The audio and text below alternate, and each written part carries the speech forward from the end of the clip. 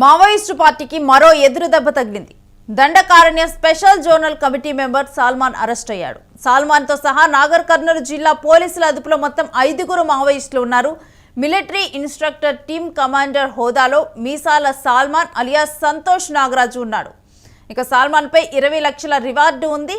ఇక సాల్మాన్ అరెస్టుతో కూడా చూస్తే కనుక మొత్తం కూడా ఒక భారీ ఎదురు దెబ్బ మావోయిస్టు పార్టీకి తగిలిందని చూడొచ్చు. దీనికి సంబంధించిన డీటెయిల్స్ మా ప్రతినిధి సతీష్ని అడిగి తెలుసుకుందాం. సతీష్, ఇప్పటికే కూడా మావోయిస్టులు అందరూ కూడా లొంగిపోతూ ఉన్నారు. ఇక ఈ తరుణంలో ఇప్పుడు మావోయిస్టు పార్టీలో కూడా Dandakaranya special zonal committee member Salman arrest అవటం జరిగింది. పూర్తి డీటెయిల్స్ ఏంటి ఈ అరెస్ట్ మీద? ముఖ్యంగా మావోయిస్టు పార్టీకి మరో ఎదురు దెబ్బ తగిలిందని చెప్పుకోవచ్చు. ముఖ్యంగా కీలక నేతలు 5 లొంగిపోయారు ఈరోజు. ముఖ్యంగా ఏదైతే దండకారణ్ స్పెషల్ జోన్ కమిటీ మెంబర్, అలాగే మిలిటరీ ఇన్స్పెక్టర్ టీమ్ కమాండర్ మీసాల సల్మాన్ అలియాస్ సంతోష్ నాగరాజు, ఆయన సతీమణి డివిసిఎం, అలాగే ఏదైతే పిఎల్జిఏ బెటాలియన్ ఉంటుందో దానికి సంబంధించిన వాళ్ళు ఒక 2, ప్లాటూన్ సంబంధించిన వాళ్ళు ఒక 2, సాంబాటిని నాగర్ సంబంధించినటువంటి ఏదైతే కర్నూలుకు సంబంధించిన పోలీసులు అరెస్ట్ చేశారు. దీనికి సంబంధించి వీళ్ళు ఏదైతే అచ్చంపేటకు వచ్చిన వారు అక్కడ మావోయిస్టు ఫ్రంట్ సంస్థల నాయకుల సహాయంతో మావోయిస్టు కార్యకలాపాలను మళ్లీ పునరుద్ధరించేందుకు ప్రయత్నిస్తుండగా ప్రస్తుతం పోలీసులు వారిని అదుపులోకి తీసుకున్నట్టు తెలుస్తా ఉంది. మహబూబ్ నగర్, నల్లమల ప్రాంతాల్లో మావోయిస్టు కార్యకలాపాలు సహకరిస్తూ ఆశ్రయం కల్పిస్తున్నటువంటి మావోయిస్టు అనుబంధ ఫ్రంట్ సంస్థ మరో 3 సైతం అరెస్ట్ చేశారు. వారిలో తెలంగాణ ప్రజాఫ్రంట్ లో కో కన్వీనర్ ఎడ్ల సంజయ్య, అలాగే సివిల్ లిబరలిస్ట్ కమిటీకి చెందినటువంటి సెక్రటరీ జక్క బాలయ్య, మాంశెట్టి యాదయ్య ఇవాళ పొద్దున ఉదయం 11:30 ఈ ప్రాంతంలో మన్నగనూరు నుంచి అచ్చంపేటకు వెళ్తున్న ఇట్టిగా కారులో వీరందరినీ కూడా తనిఖీ చేస్తున్న సమయంలో అక్కడ ఉన్నటువంటి సిఐఏ నాగరాజు బృందం అరెస్టు చేసినట్టు తెలుస్తా ఉంది. దాదాపు వీళ్ళ పైన 20 లక్షల రివార్డు కూడా ఉన్నట్టు, ఒక్క సల్మాన్ పైననే 20 లక్షల రివార్డు ఉన్నట్టు కూడా తెలుస్తా ఉంది. ఏదైతే ఈ సల్మాన్ కీలక నేతగా పనిచేస్తున్నాడు, గుంటూరు జిల్లా బొల్లంపల్లి మండలం పామిడిపాడు గ్రామానికి చెందినటువంటి మీసాల సల్మాన్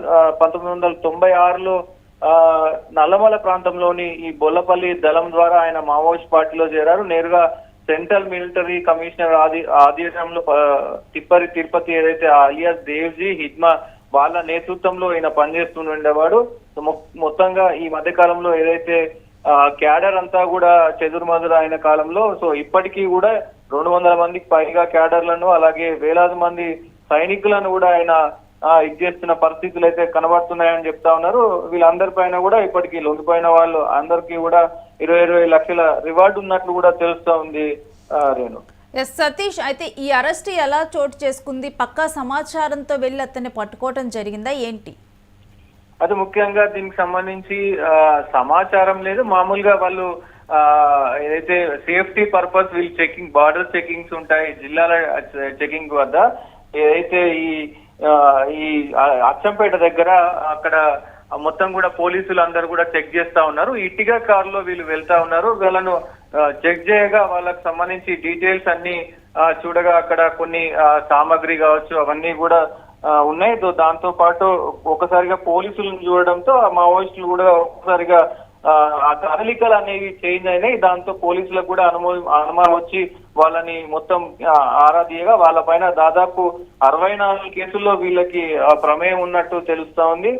దాదాపు వాళ్ళు పోలీసులు చెప్పిన దాని ప్రకారం అంటే ఇక్కడ తెలంగాణలో అలాగే ఛత్తీస్గఢ్ కి సంబంధించి ఈ పార్టీని పునరుద్ధరించాలి, అలాగే ఏదైతే పోలీసులు చేస్తున్నటువంటి మారణకాండ ఉందో దానికి వ్యతిరేకంగా మళ్ళీ పార్టీని పురోగతన చేసి మళ్ళీ దాడులు చేయాలనేది కొంచెం దీన్ని పునరుద్ధరణ చేయాలని చెప్పి కూడా చూస్తా ఉన్నారు.